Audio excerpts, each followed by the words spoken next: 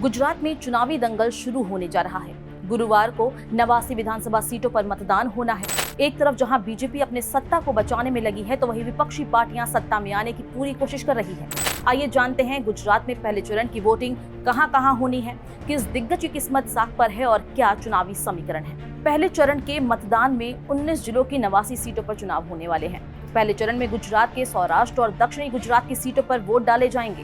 पहले चरण में 19 जिलों में से कच्छ, सुरेंद्रनगर, मोरबी, राजकोट, जामनगर, देवभूमि, द्वारका, पोरबंदर, जूनागढ़, गिर सोमनाथ, अमरोली, भावनगर, बोटाद, नर्मदा, भरूच, सूरत, तापी, डांगस, नवसारी और वलसाड जिले शामिल हैं।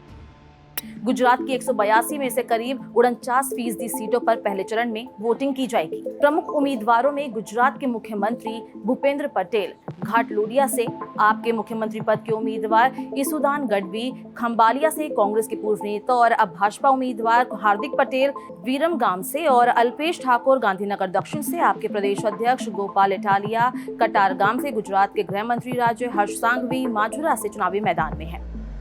गुजरात चुनाव के सियासी समीकरण हर पल बदल रहे हैं। कांग्रेस और बीजेपी के बीच सौराष्ट्र कच्छ की कुछ सीटों पर सीधा मुकाबला है, तो कई सीटों पर त्रिकोणीय मुकाबला है। गुजरात के सौराष्ट्र और दक्षिण गुजरात के इलाकों में पाटीदार समुदाय अहम है। किसी भी उम्मीदवार की जीत और हार का फैसला इन्हीं वोटर्स के हाथ में होता है। इसके अलावा ओबीसी वर्ग की संख्या भी काफी अधिक है। पिछले चुनाव में कांग्रेस को यहाँ बढ़त मिली थी।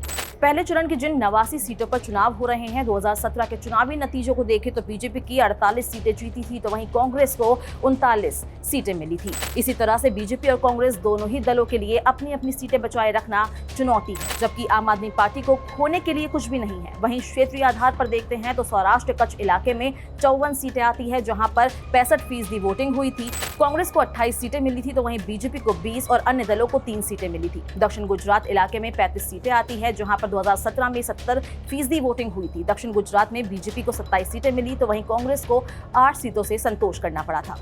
5 साल पहले इन सीटों पर हुए चुनाव में बीजेपी और कांग्रेस के बीच कांटे की टक्कर हुई थी, लेकिन इस बार सियासी हालात बदले हुए हैं। कांग्रेस और बीजेपी के अलावा आम आदमी पार्टी भी मैदान में है और मुकाबला त्रिकोणीय माना जा रहा है। ऐसे में देखना है कि बीजेपी और कांग्रेस क्या अपना पुराना प्रदर्शन दोहरा पाती है। इस चुनाव को जीतने के लिए दिग्गज अपनी दांव लगा चुके हैं और अब देखना होगा कि 8 दिसंबर को जब ईवीएम की पेटियां खुलेगी तो किसकी किस्मत का तारा चमकेगा। इस वीडियो में बस इतना ही। अगर आपको ये वीडियो पसंद आई है तो इसको लाइक और शेयर कीजिए। देश और दुनिया की अपडेट्स के लिए दैनिक जागरण को सब्सक्राइब कीजिए और बेल आइकन पर क्लिक करना ना भूलें।